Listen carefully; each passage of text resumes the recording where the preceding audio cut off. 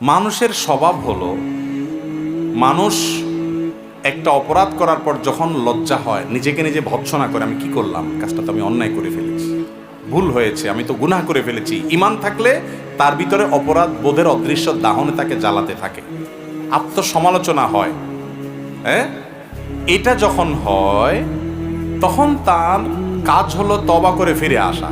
কিন্তু এই তওবাটা অনেক সময় ভেঙে যায়। তওবাটা যদি কেউ ধরে রাখতে পারে, এটার নাম তওবায়ে নাসুহা, খাঁটি তওবা। যে আমি একবার পাপ করেছি, এমন লজ্জিত হয়েছি, এমন অনুতপ্ত হয়েছে, এই ভুল আর জীবনে করব না, এইরকম প্রতিজ্ঞা করে ফেললাম, এবং জীবনে আর ওই ভুল আমার দ্বারা হইল না, এরকম তওবা করলে সেটা হলো সবচেয়ে খাঁটি এবং পিওর আসল তওবা। আর আরেকটা তওবা আছে একটু দুর্বল তওবা। সেটা কোনটা? আমি পাপের কাজ করার পর ছেড়ে দিলাম, আবার পাপের কাজ হয়ে গেছে, শয়তান আমাকে কাত করে ফেলাই দিছে, তখন আমি আবার কি করব? তওবা করব। আমাদের অনেক ভাইরা আছেন, দ্বিতীয়বার তওবা করার সময় শয়তান এসে তাকে কানে কানে বলে যে তুই পাগল হইছস, একই অপরাধ, একই পাপ, একই গুনাহ কয়বার করে আল্লাহর কাছে মাফ চাবি, শরম হয় না তোর?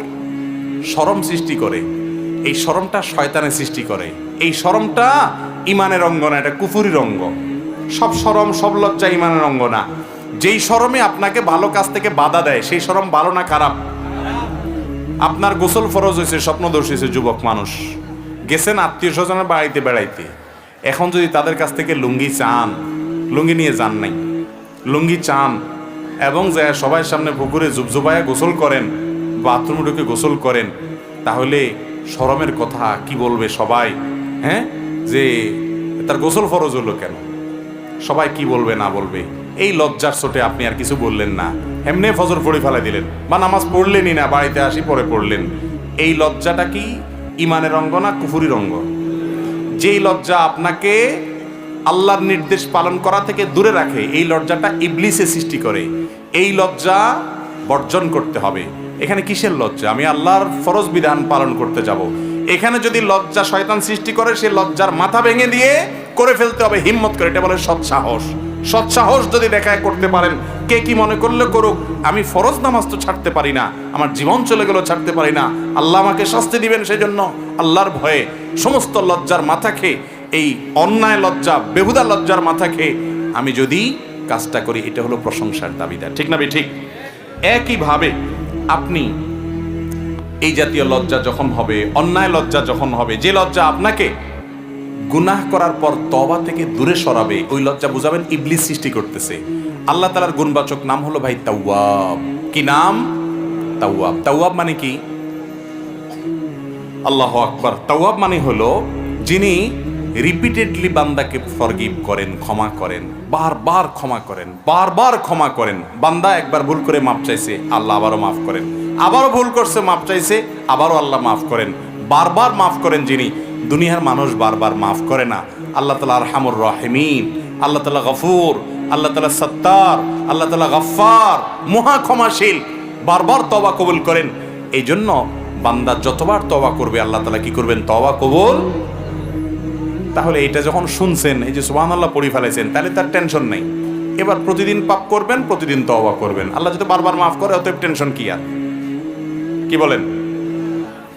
একজনের বাড়িতে একটা মলম আছে, সে জানে এই মলমটা এত কার্যকর মলম যে কোথাও কাটা গেলে, পোড়া গেলে, সেই পোড়া জায়গায়, কাটা জায়গায় এই মলম লাগাইলে সাথে সাথে রক্ত বন্ধ হয়ে যায় এবং ব্যথা ট্যাথা কমে যায়, ভালো হয়ে যায়। এই মলমটা তার কাছে আছে।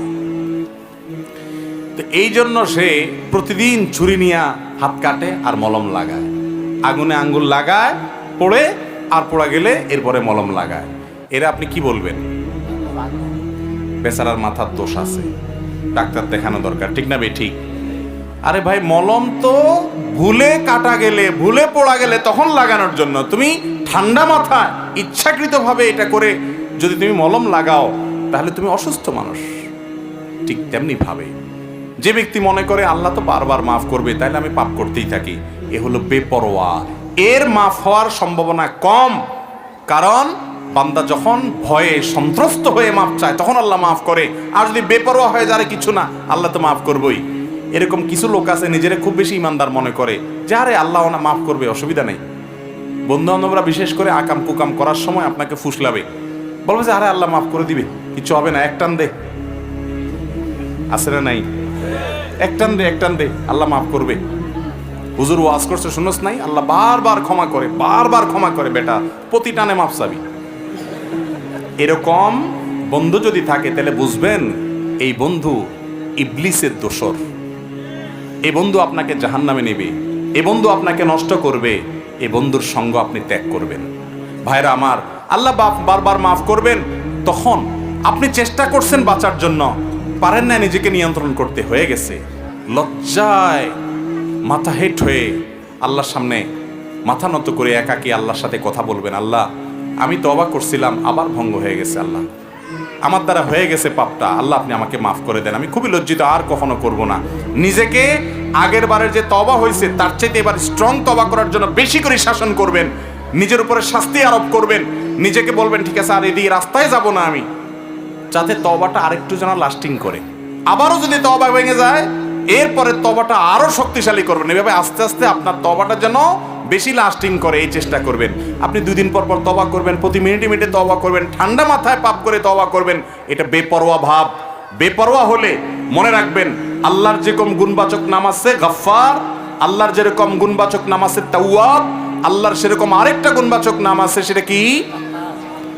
কাহ্হার, মহা পাকড়াওকারী, মহা পাকড়াওকারী। আল্লাহর পাকড়াওর মতো কারোর পাকড়াও হয় না। আল্লাহ তাআলা বলেছেন ওয়া উমলি লাহুম ইন্না কাইদি মাতিন।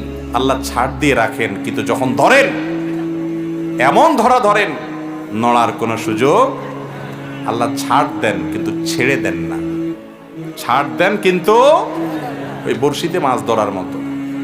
মাছ যখন বড়শি গিলে ফেলে, মাছ ধরেন না, টান দেয়, বড়শির মুখে যখন, মাছের মুখে যখন বড়শি লেগে যায় তখন কি করে? প্রথমে ছেড়ে দেয়, রশি ছাড়ে না, যে তার শক্তি যা আছে এতে লাফালাফি করি যেন সব শেষ হয়ে যায়। যখন শেষ হয় এরপরে কি করে? আস্তে করে কন্ডা শুরু করে, ঠিক না ঠিক? তো মাছ আলা যেরকম ছাড় দেয় কিন্তু একসাথে ছেড়ে দেয় না, আমার মালিকও ছাড় দেন কিন্তু ছেড়ে দেন না। ও অপরাধকারী ভাই আমার, আল্লাহ তাআলা ক্ষমাশীল, এই কথা শুনে বেপরোয়া হয়ে যায়েন না। আল্লাহ যে কঠিন পাকড়াওকারী সেটাও মাথা রেখেন। আল্লাহ তাআলা আমাদেরকে সেভাবে তওবা করার তৌফিক দান করুন। তাহলে তওবা করে, তওবা যদি ভেঙে যায়, মন খারাপ করা যাবে না। শয়তান যদি আইসা আপনাকে তখন নিরাশ করে দেয়, না তোর আর মাফ হবে না বেটা, এতবার মাপ চাইছিস তারপরও ভেঙে গেছে, দূর আর কি লাভ হবে, তা কাকাম কোকাম করতে থাক, দেখা যাক পরে একসাথে কিছু একটা হয়ে যাবে। বুঝবেন যে ইবলিস বড়টা লাগছে আপনার পিছনে। কারণ আল্লাহ বলেছেন ওয়ালা ইয়াইআস মির রাউহিল্লাহি ইল্লাল কওমুল কাফিরুন, আল্লাহর রহমত থেকে কাফের ছাড়া, অবিশ্বাসী ছাড়া, অমুসলমান ছাড়া কেউ নিরাশ হয় না। ঈমানদার কখন নিরাশ হতে? আল্লাহ বলেছেন লা তাকনাতু মির রাহমাতিল্লাহ, বান্দা আল্লাহর রহমত থেকে নিরাশ হয়ো না। আমাদের অনেক ভাইরা আছেন বলে এত পাপ করছি, এত অপরাধ করছি, এত মেয়ের সাথে হারাম সম্পর্ক করেছি, এত অন্যায় করেছি, আমার বোধহয় মাপটা পার হবে না রে। সে নিরাশ হয়ে যায়। কেউ দাওয়াত দিল বলে না আল্লাহ আমারে মাফ করবেন না। আল্লাহ বলেছেন তাদেরকে লা তাকনাতু মির রাহমাতিল্লাহ, ও পাপিষ্ঠ, যে নিজের প্রতি অনেক জুলুম করেছো, অনেক অবিচার করেছো, অনেক ক্ষতি করেছো, লা তাকনাতু, নিরাশ হয়েও না আল্লাহর রহমত থেকে। ইন্নাল্লাহা ইয়াগফিরুয যুনুবা জামিআ, তুমি যদি হালখাতা করো, আগের সব বাদ দিয়ে নতুন জীবন গড়বার সংকল্প করো, আল্লাহ তাআলা তোমার আগের সবগুলা গুনাহ, সবগুলো অপরাধ ডিলিট করে দিবেন, সব রিমুভ করে দিবেন, ফরম্যাট করে দিবেন। আল্লাহ তাআলা সেই রহিম। কিন্তু প্রতিজ্ঞা করতে হবে পরিবর্তন করে আসার, নতুন জীবন গড়ার সংকল্প করব না ইনশাআল্লাহ।